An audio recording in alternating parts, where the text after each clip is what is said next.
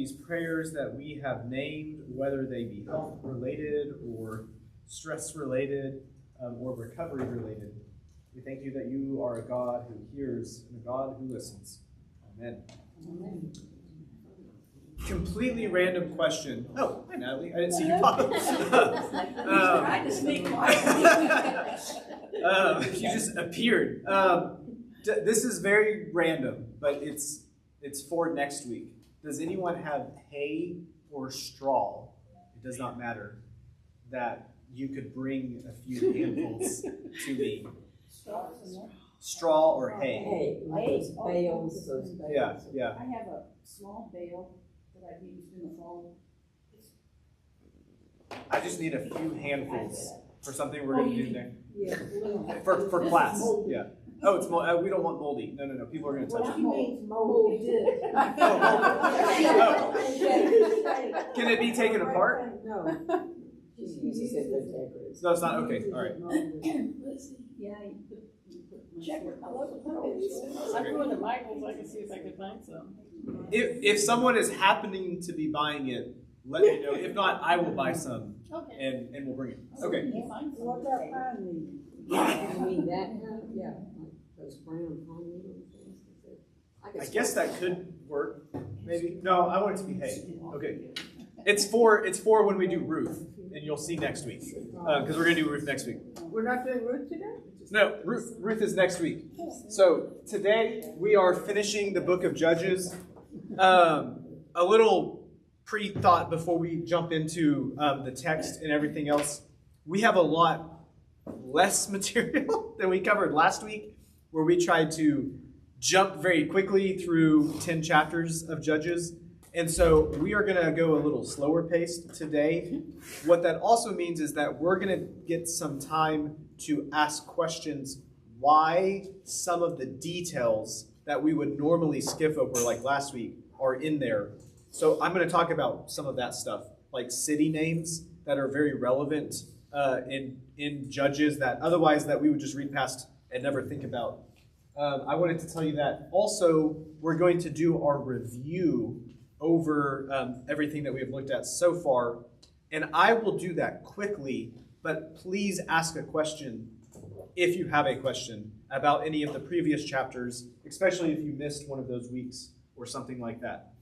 Next week, we will do the book of Ruth. There will be hay or straw. And you'll see why when we get to it. Because that's going to be we'll do something in the middle that will be, we'll move around and stuff. And then we'll do the book of Esther after that. Today, though, we're going to finish Judges, and if you want, when we're done, I will replay the Bible Project at the end. If you don't want to watch it again, don't stay. But we'll save that for the end. I want to also come back here to our chart and jog your memory that there are kings and there are judges. We've talked about that. That judges are these local leaders, and they are limited in their power. Kings are universal, and they have broad power. And throughout this book, there's that line that we have talked about. In those days, there was no king, and everyone did what was right in their own eyes. Today's week is when that statement pops up 5 times throughout the reading. That's how the book ends. And so I want to draw your attention back to that we don't have a king yet. And that's going to be very relevant as we look at the conclusion. Also remember that the stories of the Judges happen hundreds of years before the book of Judges gets written down.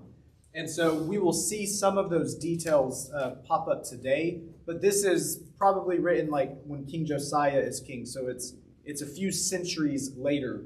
And so we get some foresight as we look back. And the last thing I want to say that we had said in the introduction is remember this cycle of rebellion, because if you read further in the Old Testament, you will see this cycle pop up again, where Israel turns away from God, usually with idolatry. That includes certain practices as well. God disciplines them, Israel will repent, and then God will send a judge to deliver him, or in other books, God will do something. Israel will return to God, and the cycle starts over.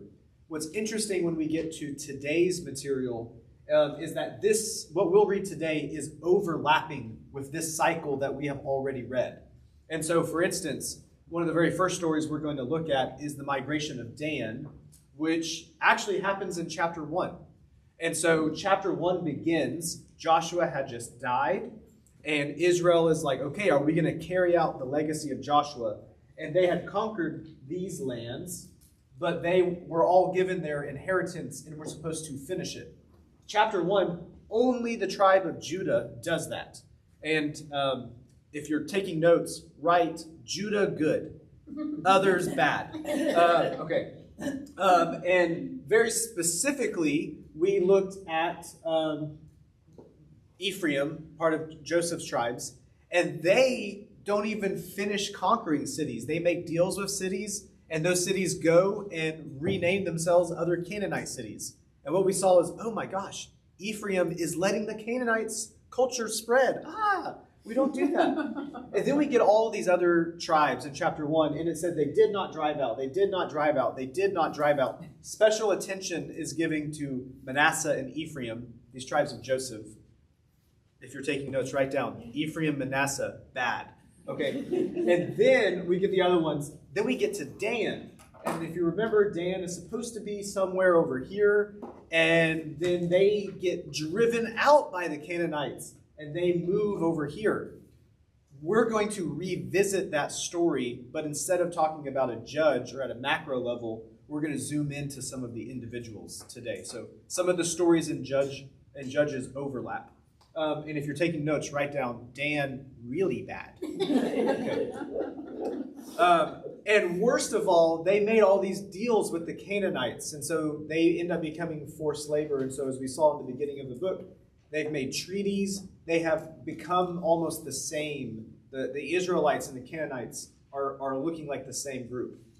Chapter 2, we got introduced to this idea of the cycle of rebellion.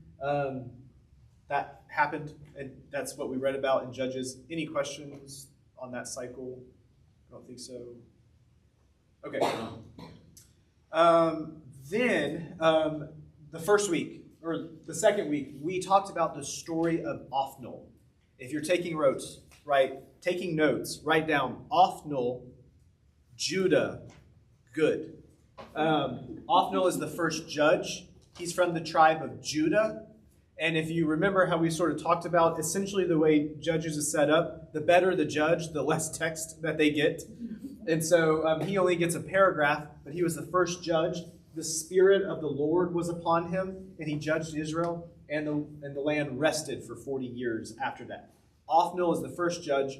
We don't get a lot about him, but we know he was a really good judge, and he was from Judah. Othniel, Judah, good. Okay. Then we read the story of Ehud. He was okay. He was a Benjamite. If you're going to take notes today, we're going to write Benjamin bad, but we're not there yet. He was a pretty good judge. He was from Benjamin, and he stabbed the king and did some cool stuff. We also talked about Deborah. Deborah, really good. Deborah and Jael and Barak, they're the ones that took on the king of Hazor, but specifically the commander Sisera. We talked about that with the tent peg and everything. And just hold on to Deborah being one of the oldest stories that we still have in the Bible. Like the Song of Moses, the Song of Deborah. This is the oldest text that we have in peace. And it's even written in older Hebrew, so it's really hard to translate and stuff like that. And we talked a little bit about that the day we read this, that second week. But remember how we also mentioned sometimes the text tries to downplay like Deborah's role. And so we're going to see that pop up again today. But Deborah, good. Then last week we talked about the story of Gideon and Jerubbaal. He was named Gideon. He also gets renamed Jerubbaal, which means contends with Baal. And what we learned about Gideon is that he was an okay judge. He wasn't horrible. He was a scared guy, so we met him in the wine press. Remember, he tested God with the fleeces. God ends up testing him back, where at first he has 32,000 men in this army that he has collected. But with 300 of them, They break the pots, they wave their torches around, they blow their trumpets, and they defeat these two greatest armies of the world, essentially, sort of thing. And he lets all of that go to his head. And so when he is the judge, he does really well. But his legacy that he leaves behind is he takes all of the metal, makes a statue and an ephod, which is priest garments, and then he has 70 sons, like a king would do, names one of his sons Abimelech, which means my father is king, and that results in this large civil war after Gideon dies, where Israel begins to tear itself apart. And the story of Gideon is kind of the crux in the story of Judges, where we see the fall happening more and more. And Abimelech gets killed because this woman throws a rock on his head. And he's like, I don't want a woman to kill me. And so he has a servant kill him so he doesn't commit suicide. I mean, great guy. And so there were some other minor judges that were mentioned, and they're not going to be on the test. Then we talked about the story of Jephthah. And this is a guy who doesn't know God. He does not know Yahweh. And we see that most clearly in the end of his story, where for some reason, and there was no reason he needed to, he makes this pledge that he will sacrifice whoever he sees come out of his house first. And God is not a God that wants human sacrifice. It's one of the most clear things in the law. Human sacrifice is not what God wants. Go read Deuteronomy. Follow Moses and Joshua.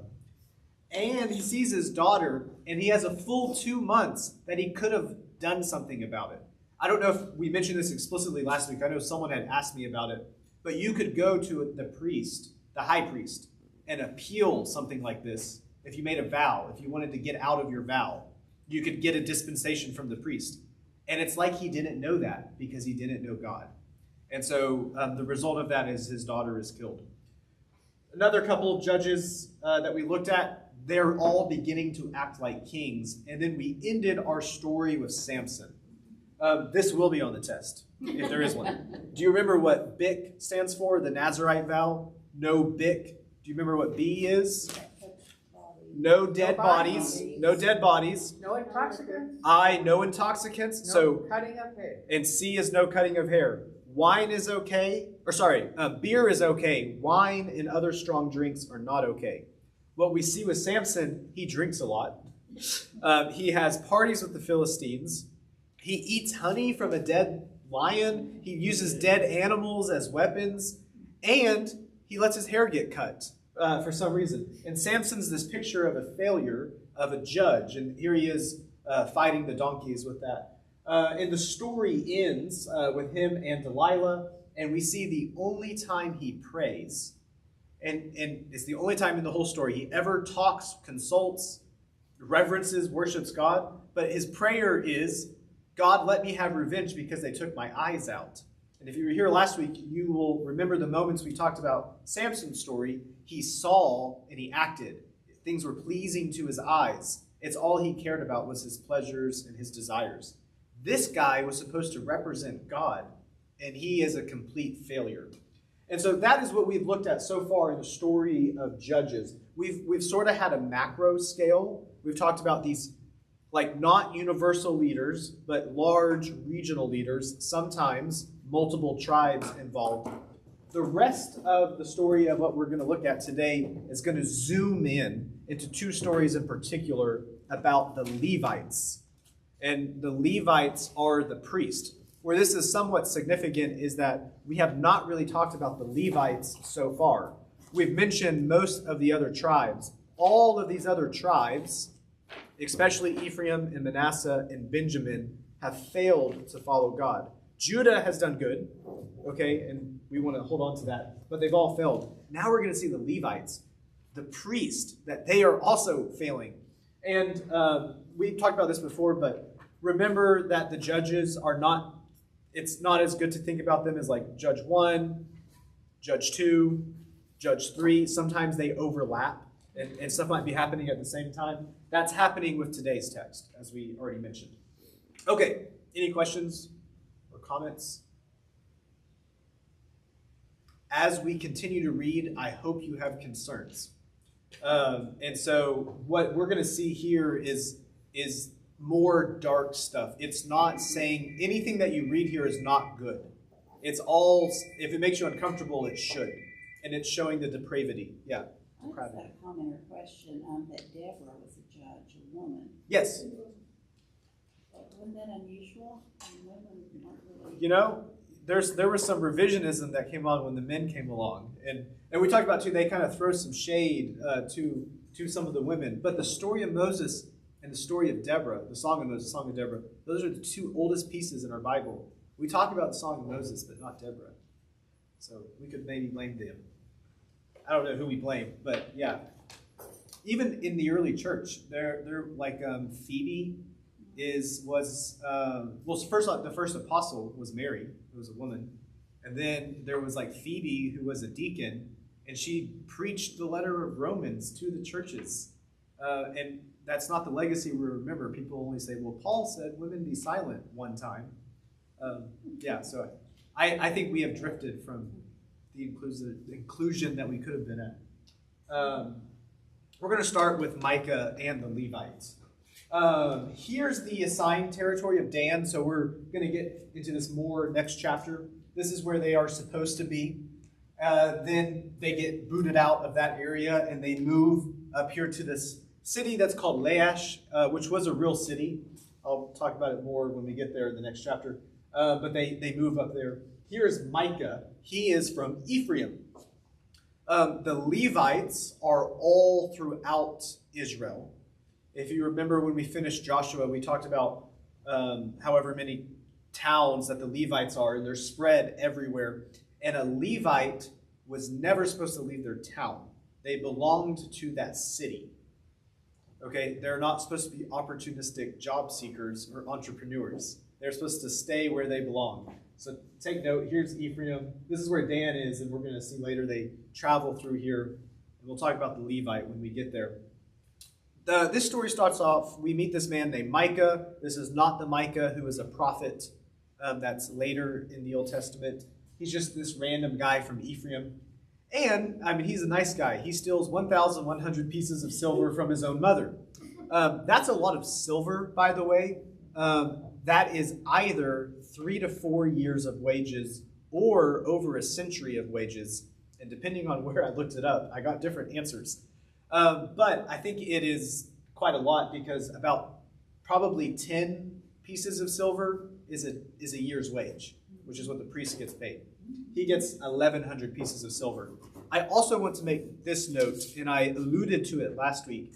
If you remember that Delilah was paid from the 5 kings, each of them were going to pay her 1,100 pieces of silver. So a Canaanite turned on God's people for 1,100 pieces of silver. And now we see a Jew turning on his own family for that same amount of money. There's this irony that's going on here. They are eating themselves apart when they turn away from God. They were supposed to battle the Canaanites. Now they're battling each other. He confesses, and his mother ends up blessing him and dedicates all of the silver to Yahweh. And this is a note you may not have picked up on. Because it was cursed, because he stole it, she cursed it. Now the only way to get out of that curse is to bless it and dedicate it to God. There's 1,100 pieces of silver. Then she takes 200 pieces and pays it to a metalsmith to make a statue. If you're good at math, you might notice there's 900 other pieces of silver left over. Just want to point that one out. So even the people making vows to God, they can't even do that right. What they end up doing, though, with this, and this goes to show us even more how far they have drifted from knowing Yahweh, is that your text may have said that they set up a shrine. Some of your texts may have said a temple. The Hebrew is a house of gods. It's a temple. And they create an ephod, which is what a priest wears. There's also other items your text may have mentioned. They are items that the Canaanites used in their religious ceremonies. They are not Israel's. They're not how you worship Yahweh. They are other carven images that you use for divination and stuff like that. And then he installs one of his own sons as priest. This guy is from Ephraim. Ephraimites can't make priest. And in this way, they worship God. First, they're saying this is Yahweh, but they're worshiping him like the Canaanites worship. They have mixed together being Israel and being Canaanite. It's this syncretistic, weird religion that's not real. Does that make sense there, what we have going on? Okay. They do not know God. And if you're taking notes, we can write Ephraim bad. Then there's this other part, I'm calling it rent-a-priest. And if you're taking a note on this section, you can write Levites, also bad. And it made me think about like when you rent a blow-up slide or something, because it's like, hey, do you need a priest? I'm here for you. And that's not what they're supposed to do. So there's this Levite who's from Bethlehem. Bethlehem's an important city, and we'll come back to it and talk about it later. But he leaves his assigned city to go find a job, like a new life. And that's not what the Levites are supposed to do. And so Micah's like, hey, I'll pay you 10 pieces of silver, and you be my priest. And he's like, okay.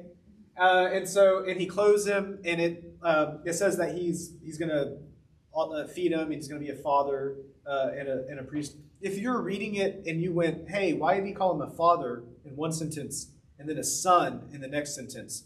The reason is because Micah is probably older, and this Levite is younger, so he has become part of his household under his protection and care like a son. But then he calls him father because he is a priest, just like we call our priest mother or father. And so Micah is then like super happy. He's like, finally, God will bless me because I have a real priest now, because I have a Levite. We're going to see how blessed he is in the next chapter. Any questions, though, on this or comments?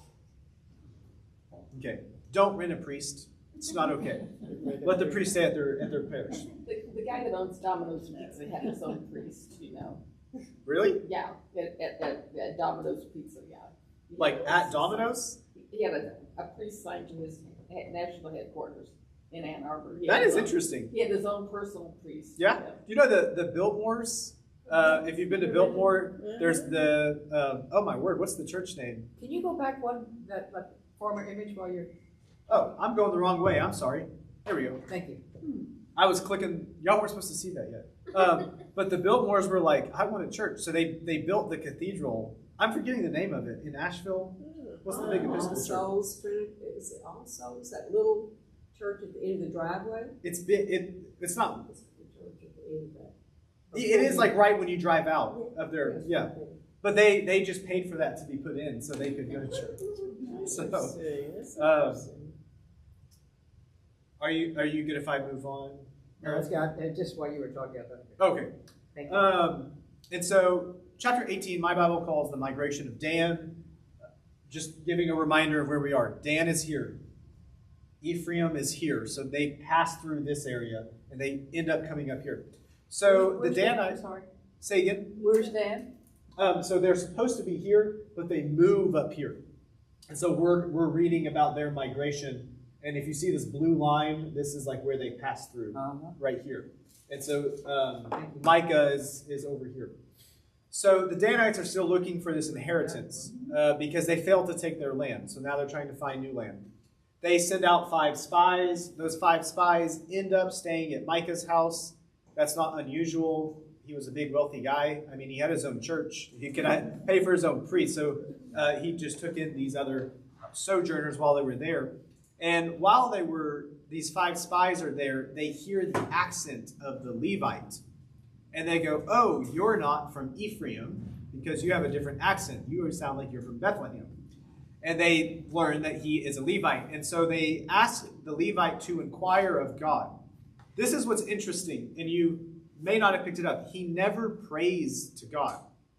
He never consults with God. And that is a thing that's a recurrent theme throughout the book of Judges and in Joshua 2. Before anyone ever acts, they're always supposed to consult God first.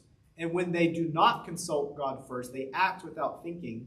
They do just because they saw something, like Samson. It never ends well, which is a good life lesson for us. So he just says, peace be with you. God's going to be on your journey. Everything's going to go well. It's funny to see how this is about to play out because we'll see what happens. So these 600 Danite warriors stop by at Micah's house on their way because the spies found some good some of the riches that were at his house. So they're going to steal his carved image. They steal his ephod. They steal all the other stuff, the household gods. And then they ask the Levite, they're like, hey, wouldn't it be better for you to be a priest to a whole tribe than to just one house? And the priest is like, you're probably right. I'll go with you, after a very small amount of arguing. And so Micah ends up pursuing them. He's like, guys, don't steal my stuff. That's my God. And they're like, what are you going to do about it? We have swords. And he says, well, you're right. I'm going to go back home. And that's sort of the end of the story. One thing I read about here first, there's like the Israelites are stealing from one another, which is not good. Also, like they're stealing idols now, which is just even more layers of not good. But then also they're stealing riches from one another. One thing to me that stands out, although this wasn't explicitly stated in a commentary, is this is showing what happens when there's no king. There's no justice in the land. People are spying out one another's houses. They're plotting with one another. The Levites are walking around like entrepreneurs, and they're stealing from each other, and no one can stop them. This is a guy with a private idol, and a private army steals his private idol with his private priest. I mean, the land is not working as it is supposed to be working. Any questions on that section? I'm going to stall while people write. Is any historical evidence of that kind of culture they had? I mean, is this, was it? Of being disjointed and infighting and all that? Oh, yeah. Like we have this vision that like there was this like big old peaceful unified large Israel. Yeah. And then like one day they had a civil war and things were really good until then. No.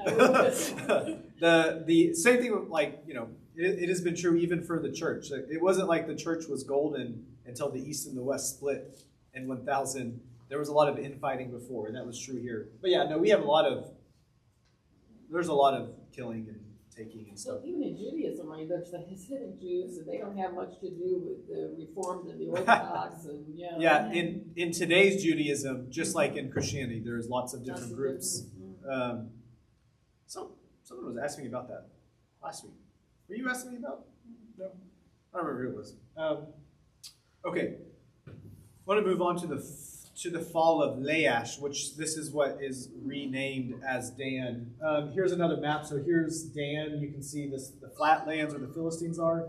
They traveled through here. This is like a weird angle, but there's where Laish is. You can see it's right before this other mountain range in Lebanon. And this was a real town. It's kind of fun to read the history about it. Essentially, they were like a democratic, really peaceful trading hub. And they were a very peaceable people, and then the town gets destroyed and gets occupied.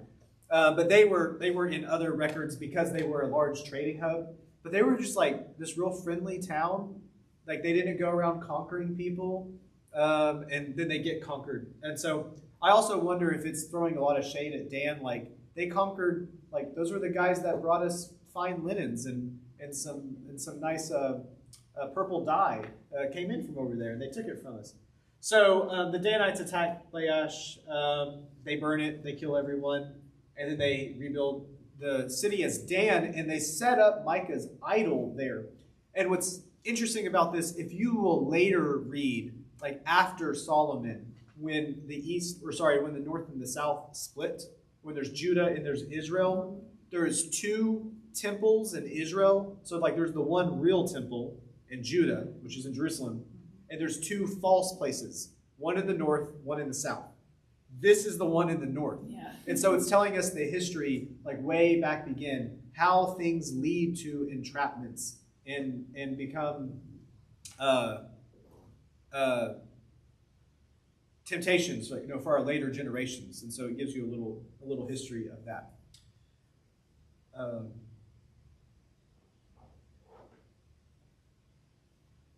Okay.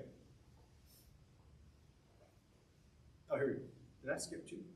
There we go. Chapters 19 and 20 are going to serve almost as an inverse or a foil for the Levite.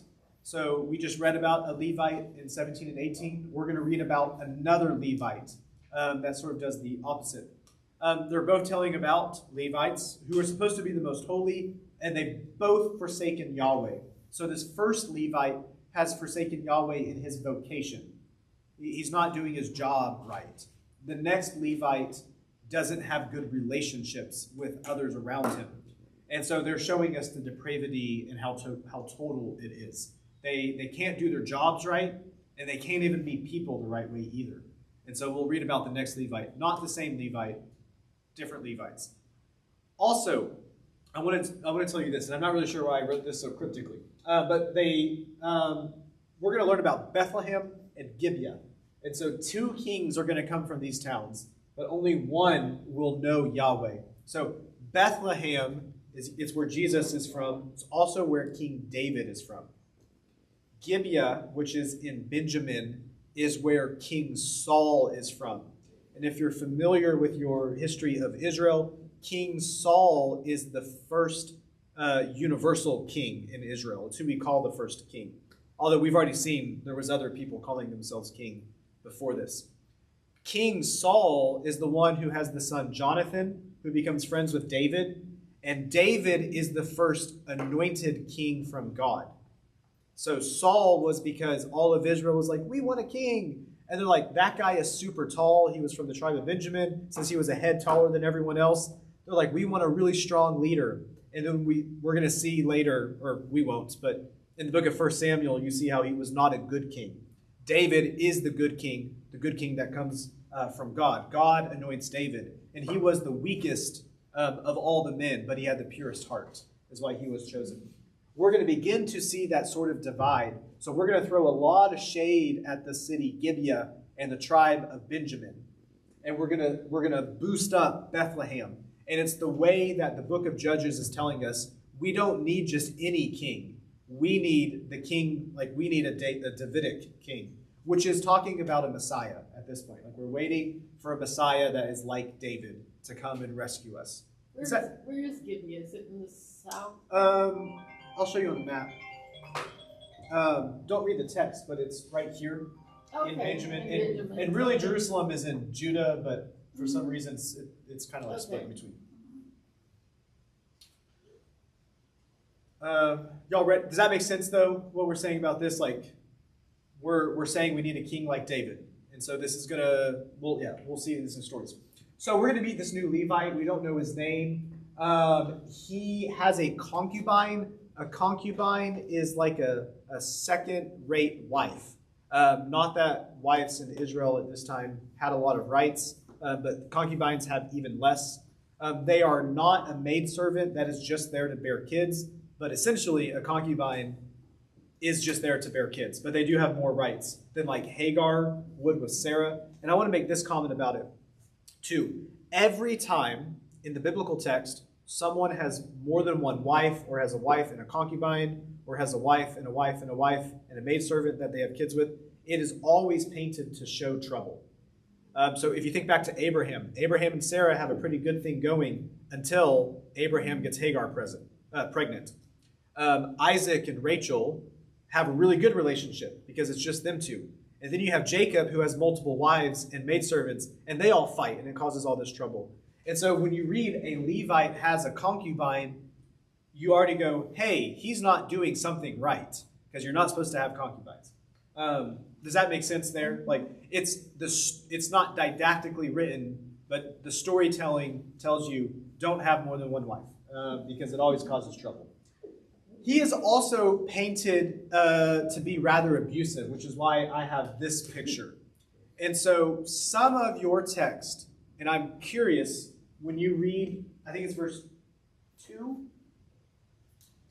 Hold on, let me find it in my Bible.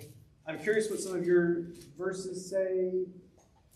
Okay, but his concubine, mine says, became angry with him, and she went away from him to her father's house at Bethlehem in Judah and was there for 4 months.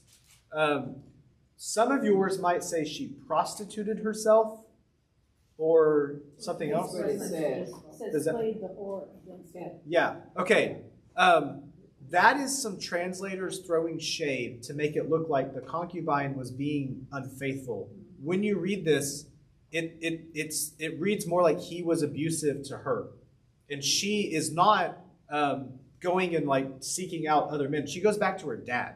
Like, you go back to your father's house because you have left the marriage, you get a divorce and you go back under your father's protection. She didn't go to another man. I want to just It's normal for them to be abusive, right? I mean, maybe as prevalent as it is today, but still seem not good, at least from the biblical writers. This Levite is not painted in a good light. The Levite goes back to Bethlehem and seeks her out.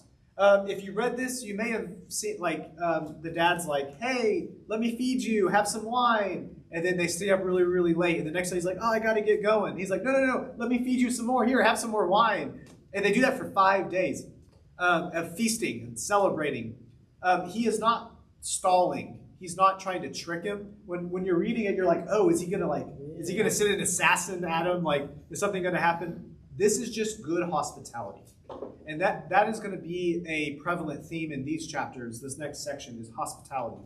When you are a foreigner or a traveler, and you're in ancient Israel, or more than here, just in the world, when you go to someone's house, you become under that person's protection. And so they want you to stay as long as possible. It's a way of building friendships and relationships, connections. And so he's not stalling him or doing something bad. We see that this man from Bethlehem is like more hospitable than he had to be. He's a really good guy. Bethlehem, good. If you're taking your notes, Bethlehem, good. Due to all of this, though, and their partying, he ends up leaving later in the day than he was supposed to. And so he didn't leave at 8 a.m. to beat the work traffic, or 6 a.m. or something. He leaves at 2 o'clock and he's fighting rush hour. And we're going to see what happens because of that, and I'll show you on the map. Here's Jerusalem, which is Jebu. And you might remember the one thing that Judah failed at is that the tribe of Judah could not conquer Jerusalem. So Jerusalem is still occupied by the Canaanites. I want to give us a reminder of where we are in Israel's history. The Canaanites are everywhere in Israel. They're the same people at this point. Okay, so this is a Canaanite city, but every city is a Canaanite city. So the man so he's coming from here. He could have gone to Jerusalem because he's in Bethlehem. He's trying to go back up to, I don't know, wherever he is. I don't know why I pointed up. I just assumed that's where he's going. But he's down here in Bethlehem. He could have stopped to Jerusalem and gotten there at a good time. But he's like, I don't want to stop at Jerusalem because those pagans live there. So he goes on to Gibeah, which is a good Benjamin town. You would think they would be nice there. They're not. And so also when he gets there, you go to the city gates. Just like today, most people in the ancient world lived inside cities. They lived inside the city walls. If you're outside the city walls, it's not safe. If you're inside the city walls, it is safer, except at night. Same reason you might not want to go downtown at night because you don't know what's going on. And so this man is sitting like in the big courtyard in the marketplace. He's inside the city gates, but he's waiting and he's waiting for someone to take him in. Which, if you're a good Jew or a good ancient person and you saw someone in his caravan waiting, you would say, come on, come into my house, let me feed you, take care of you. That's good hospitality. No one does that for him. Except this one random old man who's coming in by the field, and he takes him in. Let me check the time. Okay, we are going to do this. So we're going to do a discussion question. Because when I read this, to me, I see this like, there's those people over there, and they're bad because they're different. And then there's those people, and they're good because they look or act or sound like me. Were you all here Sunday for the tiny house discussion? Are you aware of this? So there is a proposal to build at least 15 tiny houses up, like wherever the Harley house is. What direction is it? Is it that way? Yeah, that way. In all these fields that used to have houses on them, they're just empty fields that are sitting there.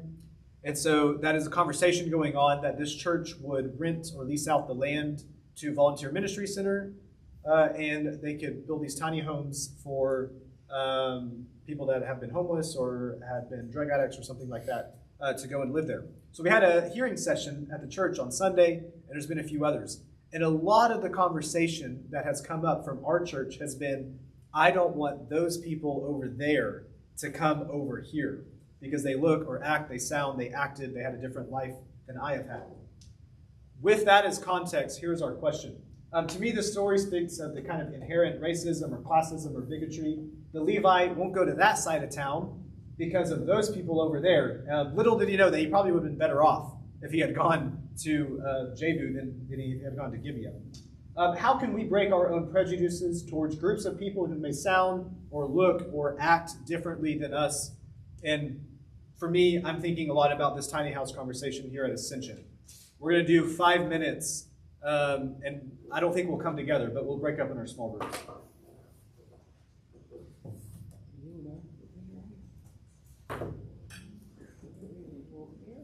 We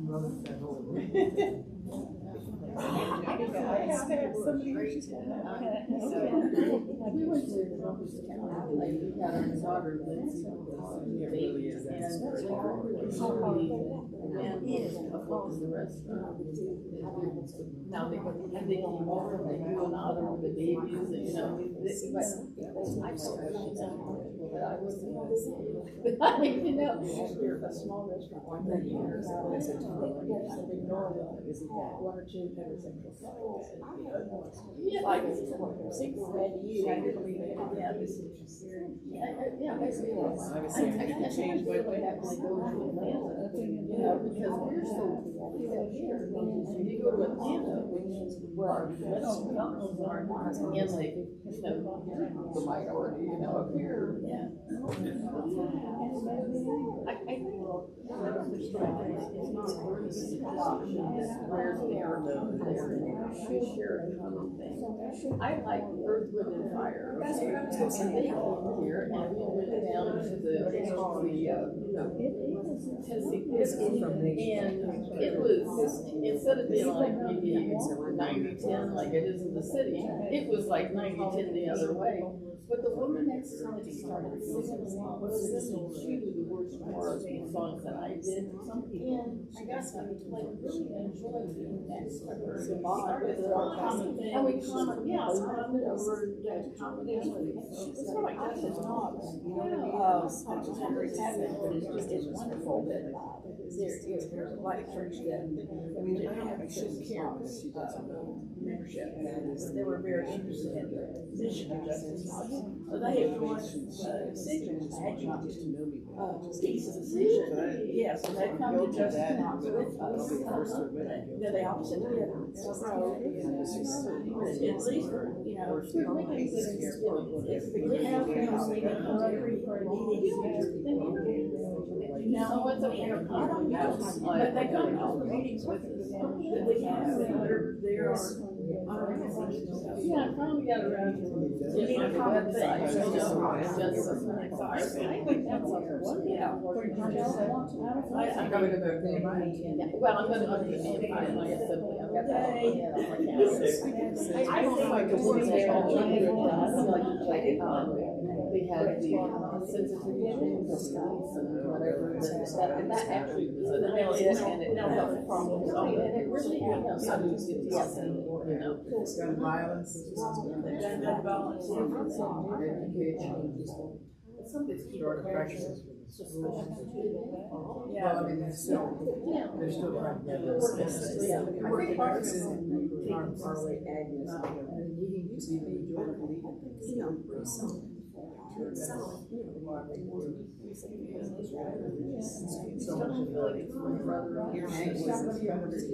didn't think so.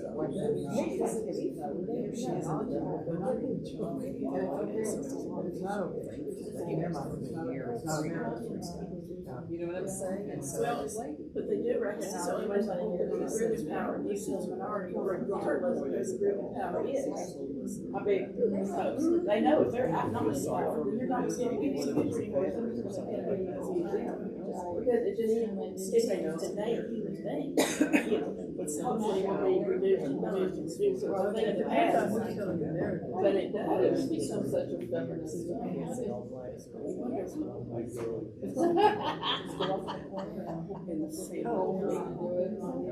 Like we got it's a bad thing. What's the bad thing she said?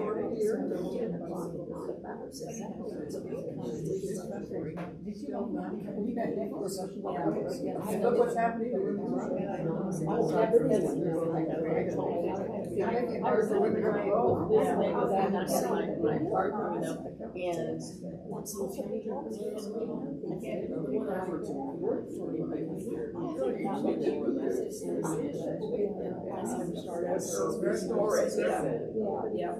And that's the thing.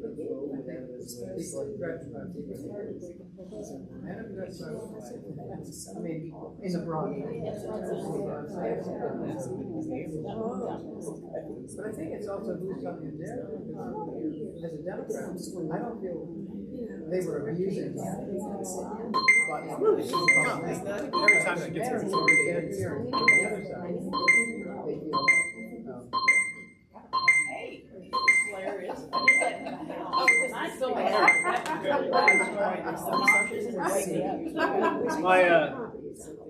My remote wasn't working. Fear of the other is something every person experiences, every culture, all the time. And it's something I think that the biblical text and other texts in God calls us out of. To be people who are not scared of others, who become a people that see everyone as worthy of love, as made in God's divine image, and as just people. People are people, no matter where they are. And this Levite man is going to see that rather clearly, because the group that he thought he was going to be safe with is not. So we'll move there. Forewarning, if you did not read this or aren't familiar, this is a disturbing story, and we're going to have a disturbing image in 2 slides. So these wicked men of the city surround the house, demanding to abuse the Levite. And the text is, they're asking, send out this man, your guest, so that we may have intercourse with him. It's very clear what their goal is. This is mimicking the sin of Sodom. My Bible calls this Gibeah's crime. I don't remember what commentary it was, but it said Sodom's mirror. And I love that, because we've talked about how the book of Judges is like this mirror. And for Israel's history, Sodom and Gomorrah, which, very similar story, happens. These 2 angelic beings or men come to rescue Lot, who's living in the city. And a group of men come out. They say, give us these men so that we may have intercourse with them. I mean, it's a word for word the same story. And he's like, no, take my daughters. Yeah. And they're like, we don't want your daughters. And he's like, And so it's pretty much the same story. And so same thing plays out here. And what it shows us is that Israel, now here Benjamin, has become, they become like Sodom and Gomorrah. They become the worst thing. It is pretty bad, yes. So the man that has taken him in is like, take my 2 virgin daughters. And they say, no. He's like, well, take the man's concubine. And they say, no, we want him. And so the Levite pushes his concubine out the door and closes it. It's to save his own skin, and the joke is it was to save his own butt. And we'll move on from that part. I want to reference this verse in the book of Ezekiel, because that leads to what the sin at Sodom and Gomorrah was in here. This is what Ezekiel says. This was the guilt of your sister Sodom. She and her daughters had pride, excessive food, and prosperous ease, but they did not aid the poor and the needy. They were haughty, and they did abominable things before me. Therefore, I removed them when I saw it. A lot of people today will look at Sodom and Gomorrah, and they will say the sin was sexual desire. That was not what was wrong with Sodom and Gomorrah. It was a refusal or a lack of hospitality.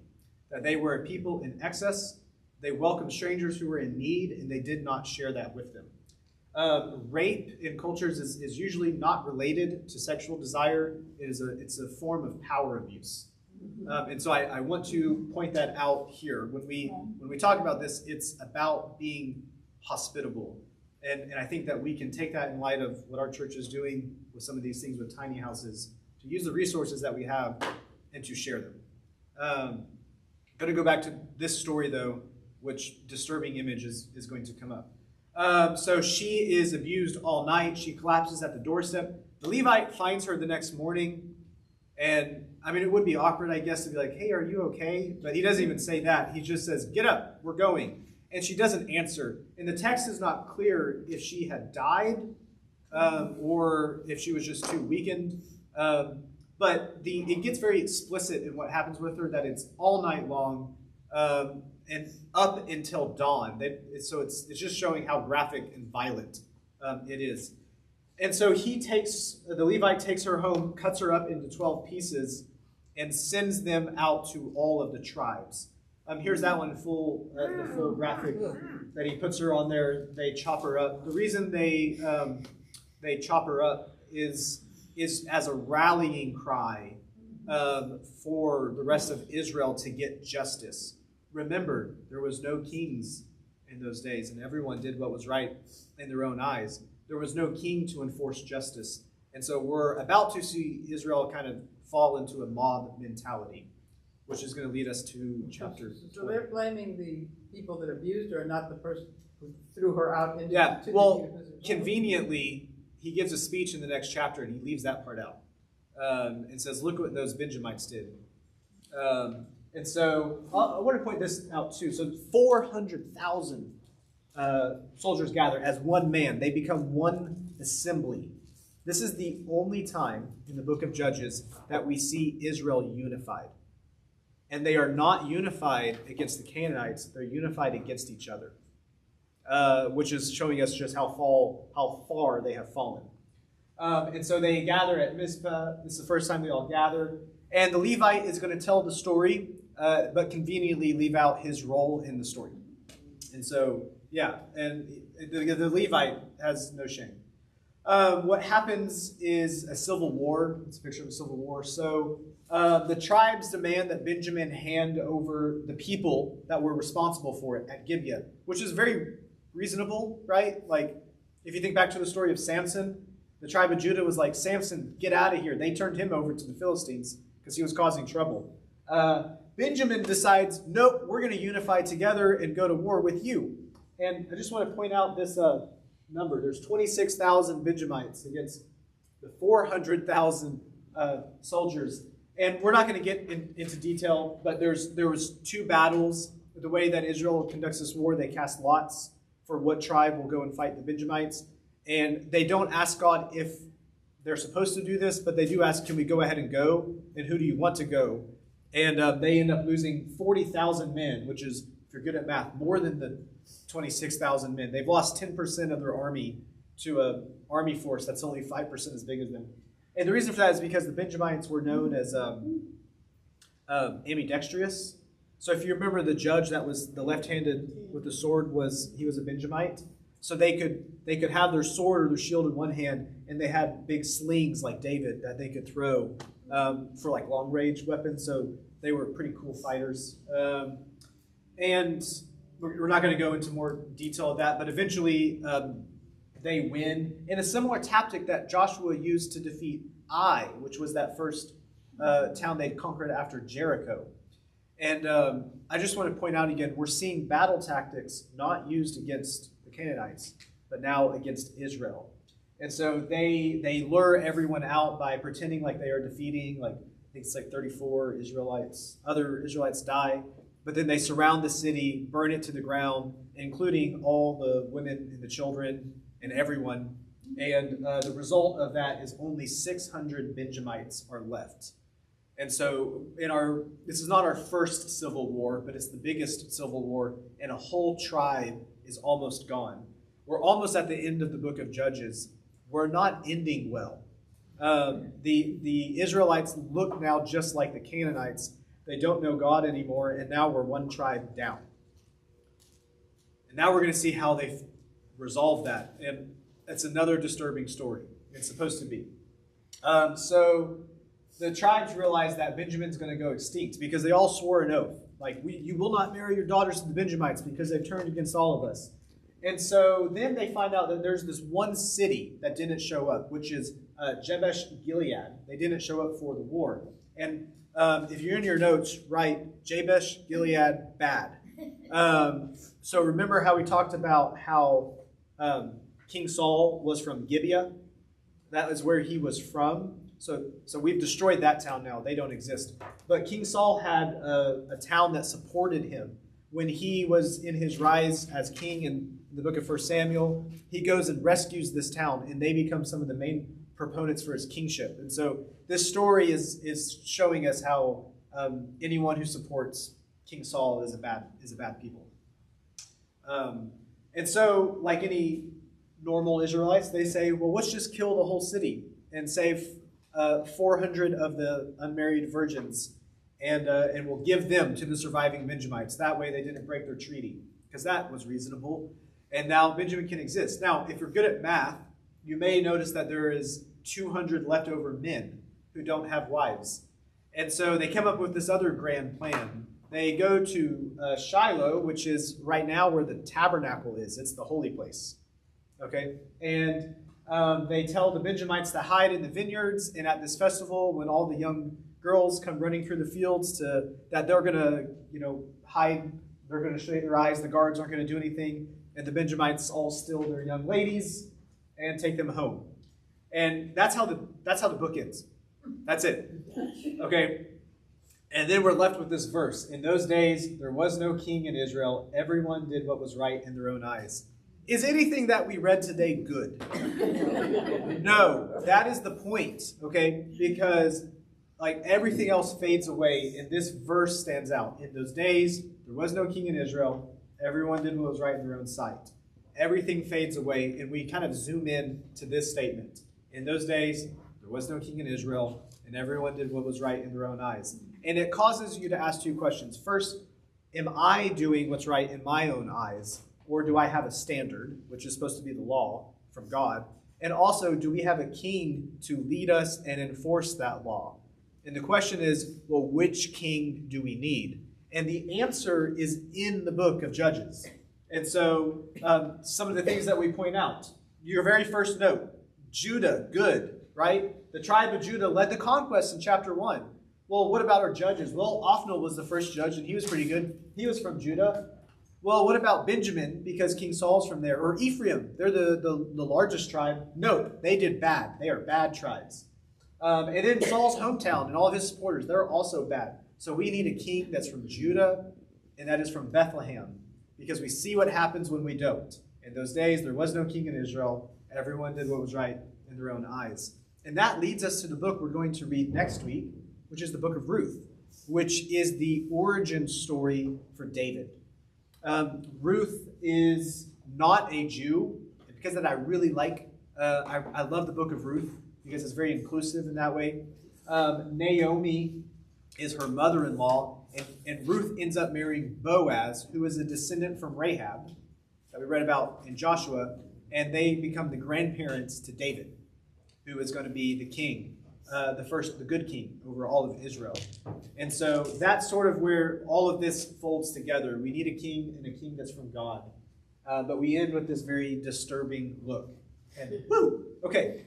And we have like 2 minutes for questions or comments. How depressed did you get putting this together? I love the book of Judges because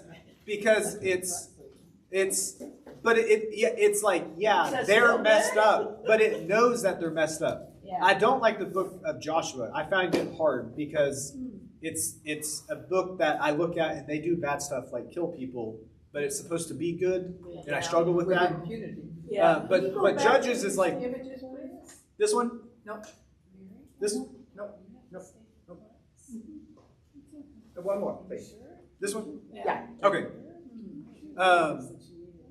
What did y'all think of Judges? Disturbing, yes. Well, it's good to know history. Didn't know any of that really. You'll be happy to know there is none disturbing parts in the entire Bible after Judges. Nothing will make you uncomfortable or cause you to question things or ask something. That's a joke. No. It is. Remember, the Bible starts a conversation, and so when you wrestle with it, you're reading it well. If you read it and you don't wrestle, you're probably not really reading it. And so I like Judges. I think Judges is funny. It's disturbing, but it's like humorous about it. And I've said this before, it makes me like, if God could still love and use these people, then I am not without hope. And for me, it's a large display of God's grace, but also of God's discipline. And so it does serve as that warning. And I don't want to live a life like that. I want to live a life the way God wants us to. I'm going to close in prayer. And then if you want to rewatch the Bible Project video, I'm going to play it after we pray. The Lord be with you. My God, we thank you for grace. We thank you that you did not give up on us, even when we give up or forget about you. We pray that you would be with us this week in the warm weather, in the flowers that bloom, and new life may bloom in us. Amen. I hope to see you next week for Ruth. We'll do it in 1 week. It's a good week to bring a friend. And if you have hay or straw, let me know. Okay. I know it.